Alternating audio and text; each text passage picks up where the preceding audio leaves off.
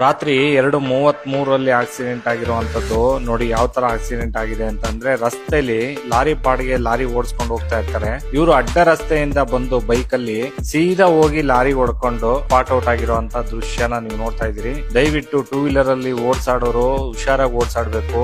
ಜೀವ ಒಂದು ಸೆಕೆಂಡ್ ಹೋಗ್ಬಿಡುತ್ತೆ, ಆದ್ರೆ ಆ ಜೀವ ಮರಳಿ ಮತ್ತೆ ಬರೋಲ್ಲ. ಅದಕ್ಕೋಸ್ಕರ ನಿಮ್ಮ ಫ್ಯಾಮಿಲಿ ಇರುತ್ತೆ, ನಿಮ್ಮ ನಂಬ್ಕೊಂಡಿರ್ತಾರೆ, ಅವ್ರನ್ನೆಲ್ಲ ನೀವು ಯೋಚನೆ ಮಾಡ್ಕೊಂಡು ಗಾಡಿ ಓಡಿಸ್ಬೇಕು. ಸುಮ್ನೆ ಏಕಾಏಕಿ ಗಾಡಿ ಕೊಟ್ಬಿಟ್ಟಿದ್ದಾರೆ, ಎಷ್ಟು ಸ್ಪೀಡ್ ಅಲ್ಲಿ ಹೋಗುತ್ತೋ ಅಷ್ಟು ಸ್ಪೀಡ್ ಅಲ್ಲಿ ಹೋಗ್ಬಿಟ್ರೆ ಅಷ್ಟೇ ಸ್ಪೀಡ್ ಆಗಿ ನಿಮ್ಮ ಪ್ರಾಣ ಕೂಡ ಹೋಗ್ಬಿಡುತ್ತೆ ನೋಡಿ. ಅದಕ್ಕೋಸ್ಕರ ದಯವಿಟ್ಟು ಇದನ್ನ ಆದಷ್ಟು ಶೇರ್ ಮಾಡಿ.